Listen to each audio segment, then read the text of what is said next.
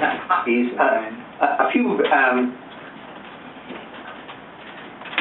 T-shirts of the kind I wore on TED, and I also wore it on the Colbert Show. It's the Lucifer Effect T-shirt. So the front of it is angels turning into the devil, and then the back is Dr. Z's Lucifer Effect, with Lucifer there. Can you see it? Yeah. It's got a little halo. Anyway, if you're interested, I can sell them to you for $15, including shipping, and I pay the taxes. We have medium, large, and extra large. We don't have small. And they are American-made, fruit of the loom, unshrinkable, fabulous. And your signature will be on those as well? My signature will be on each individual one, and it's right here. All right. That's terrific. Thank you. We'll spread that word. Okay.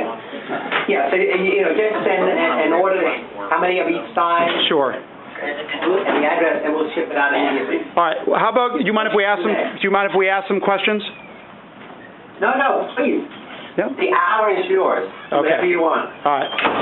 I watched your TED Talk, and I actually read some of the Lucifer Effect. I have it right now. It's actually under some other stuff I'm reading. But in your work, you usually define evil and good as one individual to another individual. And then you write about how it's a circumstance or a system that is affecting the individual to cause this. So my question is, how is, if any individual under these, or virtually all individuals under these circumstances would perform evil deeds, then how is it that the individual isn't evil, but that the system is evil? So how do we define evil as one individual to another, if it is the system that eventually affects it? Yeah, that's great question. No, it's a great question. Let me cut the volume down so we don't get feedback.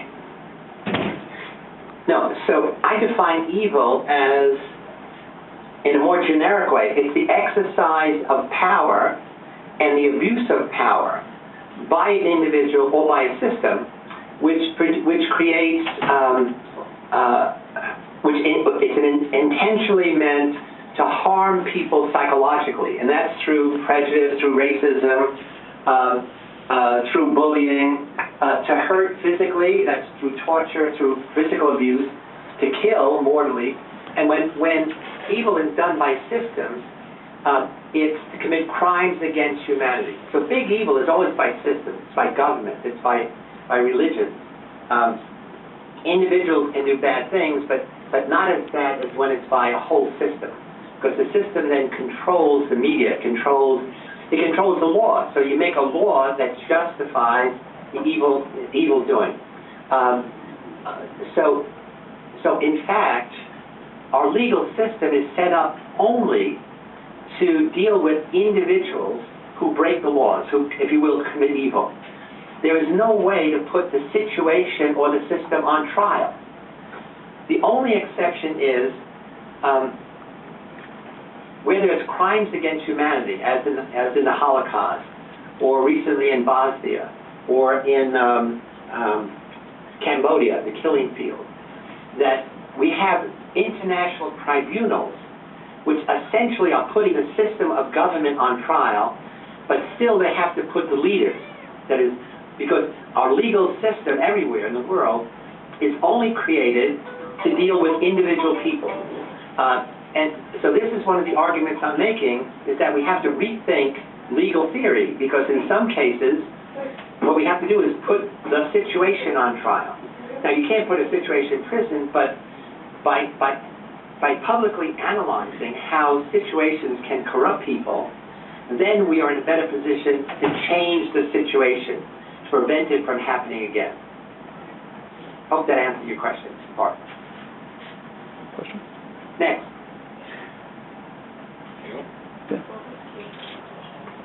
Yes. Hi, when you were a child, did you have a career in mind, or did you kind of go with the flow and you found that being a psychologist was your thing? Great question. I not only grew up in poverty, but nobody in my family had finished high school. So, and I loved school because school was clean, orderly, predictable, whereas if you grow up poor, everything is chaos. Nothing is predictable from day to day. So I loved school, and I was smart, and I was really a good kid. I was always teacher's pet. And so I performed really well. And when I graduated high school, and I was valedictorian of the class, of course, I wanted to go to college. My father said, no, you got to go to work. Because he didn't understand the value of education. So I had to beg him to go to college. And he said, well,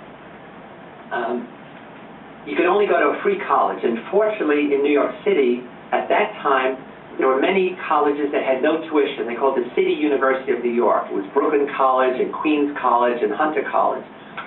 So I went to Brooklyn College, which is zero tuition. Otherwise, even if it was $500, I couldn't afford it. But then my father said, because you're not bringing any money in, you can't take any money out. So you have to work at night in order to pay your bills. And so I worked every night, well, not every, I worked Tuesday, Wednesday, Thursday, Friday, and all day Saturday on Broadway.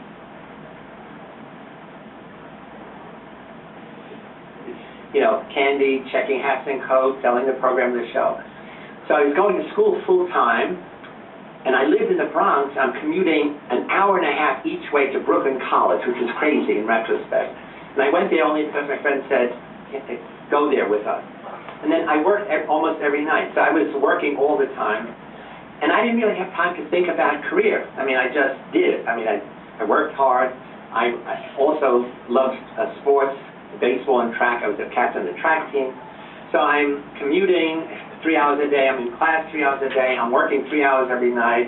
I'm practicing with the track team. And I never even thought about career. The only thing was that, in a way, I was an intuitive psychologist. That is, I was always interested in understanding why people did what they did, especially why, you know, good kids did bad things. And then I took introductory psychology, and I got the only C grade in my life. I graduated summa cum laude, which means like almost a straight A, except introductory psych, I got a C. And I hated it. Psychology was boring then. The lectures were boring. The texts were boring. The tests were boring. And I was the kind of student, and it was the first time I took multiple choice tests. I was the kind of student who said, the answer is B, if you mean chapter 6, this chapter, this page, but it's C in terms of what you said in the lecture. And I got it wrong because you can't have two A's. Because it's scored objectively, you can't check off two boxes. And so I said, forget psych. And I switched to sociology, anthropology for the next 3 years. And I only switched back to psych in my senior year because a friend of mine who was a psych major persuaded me to team up with him in experimental psychology because he had to have a partner, and he knew I was a hard worker. And then I said, oh my God, I love research. And he said, oh my God, I hate research. So I switched into psychology, and he switched into sociology. And he's actually the chair of sociology at Amherst College in Massachusetts, and I switched into psych. So I never had a sense of career, like I'm going to go to medical school, law school, become a psychologist. I was really dealing very short term. How do I get past this year? How do I get to the next year? And then when I graduated from Brooklyn College, my father said, I hope you're going to go to work now. I had to have a teacher come to dinner to persuade my father that I had gotten into Yale University. I should go for 1 year to get a master's degree because I can make more money.